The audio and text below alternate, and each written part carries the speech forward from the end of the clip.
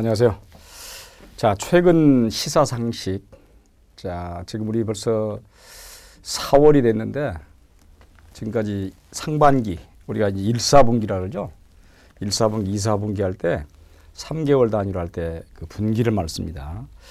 최근에 이 이슈 중에서 또 가장 염려스러운 부분, 국외 부분하고 국내 부분을 나누자면은 일단 가장 국외는 뭡니까?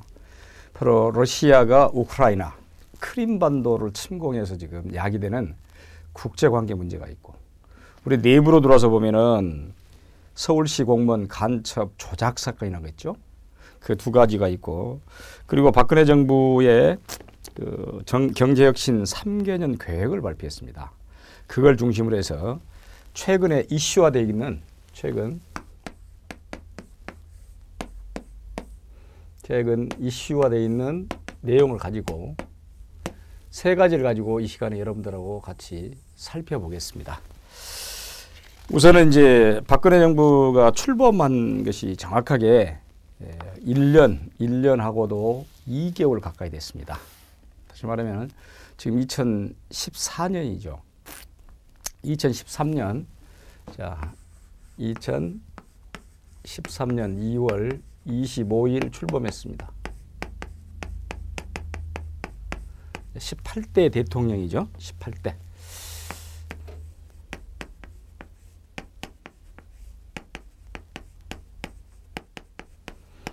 물론 우리나라만의 문제는 아닙니다만은 전 세계 경제가 동반 추락하고 있습니다. 이제 그렇게 된 것은 아까 방금 제가 말씀했듯이 꼭 우리의 문제는 아니고 전 세계적으로 지금 경제가 하강 국면에 있다라는 것은 분명한 사실입니다. 다만 이제 중국이랄지 몇 개국을 제외하고는 그런 것을 감안해 본다면은 어떻게 하든지 21세기는 가장 중요한 것은 경제입니다. 제가 늘상 여러분들 같이 공부하면서 그런 얘기를 합니다.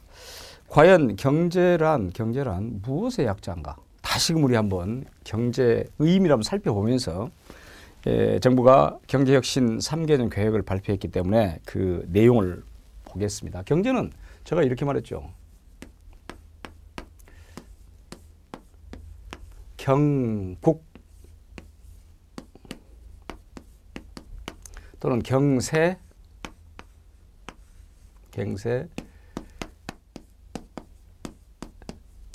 재민 이렇게 말합니다. 그 말은 경제는 다스릴 경이라 그래요. 국가를 잘 다스려서 세상을 잘 다스려서 구할 제자입니다. 백성을 구한다. 그래서 결국은 이렇게 경제가 남은 것입니다. 그러니까 경제라는 것은 아주 간단하게 보면 돼요. 얼마나 국가를 잘 다스리고 나서 그리고 백성을 배불리 먹일 것인가. 이게 경제입니다. 그리고 이제 21세기는 더욱더 이 국제 간의 경쟁이 가속화되어 있어요. 그런 마당에 글로벌 경제라는 것 자체가 그렇습니다. 어떤 한 나라의 경제 문제, 특히 미국이라는 경제 대국, 뭐 중국이야말로 뭐 계속적으로 중국은 성장하고 있는 관계이기 때문에 중국은 뭐 경제가 불경기다 그런 말이 없습니다, 사실은. 문제는 미국이죠. 이 미국 경제가 잘못되면은 우리나라 경제도 동반해서 추락할 수밖에 없다는 것이죠. 그게 여러분들 2008년, 9년 세계 금융 위기 때 우리 익히 겪었습니다. 그러듯이 근데 가장 중요한 것은 우리나라랄지 어떤 나라랄지 그 경제 밑에 바탕이 잘 돼 있다, 베이직 바탕이 잘 돼 있다면은 아무리 세계 글로벌 경제가 흔들린다 손 치더라도 그렇게 문제는 없습니다. 근데 특히 우리나라 같이 무역 의존도가 굉장히 높은 나라죠. 이런 나라에서는 만약에 무역이 잘못된다, 그러면 경제 전반적인 게 흔들게 됩니다. 사실 지금 우리 효자 종목, 우리가 밥 먹고 살고 있는 효자 종목 중에 하나가 대표적인 것이 요즘 휴대폰, 반도체 이런 부분입니다. 전자. 그것이 만약에 삐끗하게 되면은 우리나라 경제 자체가 문제가 있다. 자, 그런 것이기 때문에 그럼 과연 정부가 경제혁신 3개년 계획을 발표했는데 소위 이제 474라 그럽니다. 474. 이것도 뭐 조금 비아냥거려서 그 전에 MB 정부 때는 여러분들 747이 있었어요. 또 MB 정부 때 먼저 MB 정부의 747을 살펴보자면 앞에 7은 경제 성장률입니다. 연 7%의 경제 성장률. 그 이명박 정부가 막 출범해가지고 2008년이죠. 2007년에 선거했으니까 2008년에 했는데 그 당시 경제 성장률이 마이너스 2 내지 3%였습니다. 근데 어떻게 7% 되겠습니까? 역시 이제 잘못된 그런 공약이고 여기 4는 4만 달러입니다. 4만 달러가 채 2만 달러도 제대로 안 되죠. 이건 7대 강국이고 우리나라가 무슨 G7입니까? 그래서 이 공약은 말 그대로 헛된 약속이다라고 해서 이렇게 돼버렸죠. 공약이. 그렇다면 이제 박근혜 정부에서 향후 경제 혁신 3개년 계획인데 474는 뭘 474라고 하냐면은 4는 성장률입니다. 역시 이제 경제 성장률 할 때 성장률이 4%다. 성장률이. 그다음에 7은 고용률 70%.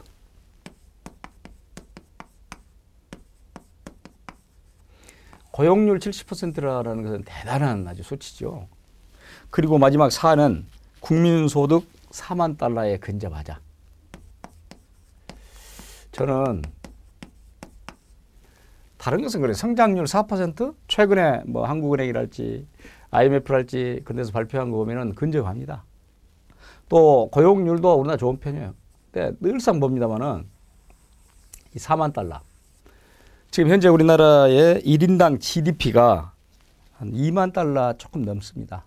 물론 그 통계 수치라는 어떤 마술에 빠져 있기도 하지만은 특히 우리나라 같이 빈부격차가 심한 나라에서는 통계가 어떤 맥락에서 의미가 없습니다. 그럼에도 불구하고 이런 474 전략을 들어나왔는데 근데 만약에 이렇게만 된다면 제가 볼 때는 경제혁신 3개년 계획 성공합니다. 과연 이제 어떻게 갈 것인가. 그래서 이렇게 그 경제혁신 3개년 계획의 방향이랄지 특징이 이런 내용을 담고 있어요. 먼저 기초가 튼튼한 경제에서는 공공부문 개혁. 사실은 가장 큰 개혁의 제1대상은 공공부문입니다.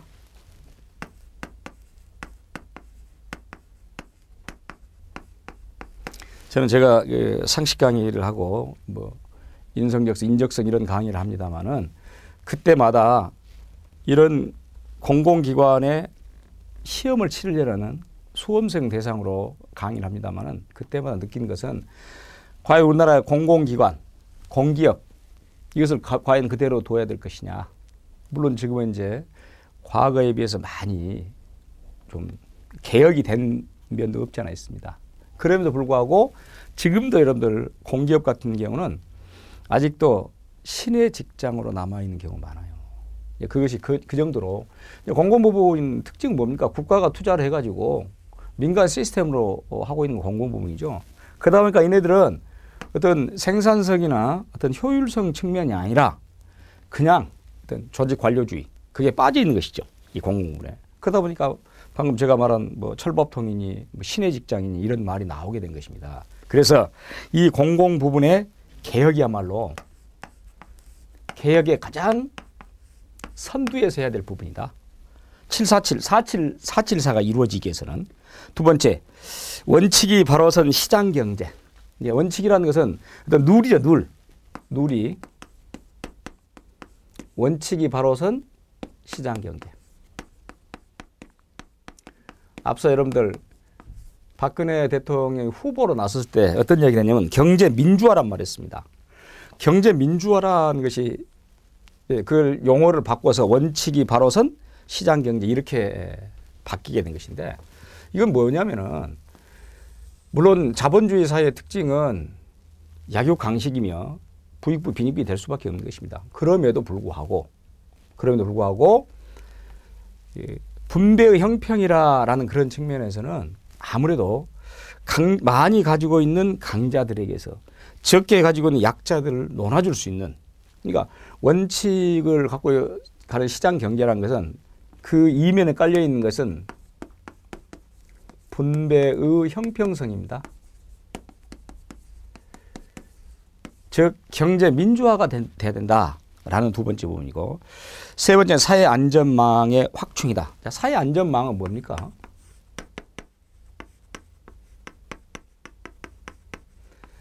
사회 안전망은 사회 복지라고 생각하면 되죠. 최근에 여러분들 그 신문 지상에 나왔죠. 부모와 딸이 지하 단칸방에서 결국은 생활고에 못 이겨서 자살했죠. 그것도 이제 한참 후에 발견됐잖아. 그러니까 우리는 그런 지금도 사회복지의 사각지대가 있다는 것이지. 중요한 것은 또 그런 사회 안전망이 제대로 갖춰져 있다면 아까 말한 대로 이런 4만 달러의 국민소득 이런 시대에 그렇게 배가 고파서 생활고에 시달려서 자살하는 그런 경우는 없어야 되겠죠. 그것이 사회 안전망이라는 부분이 되겠고,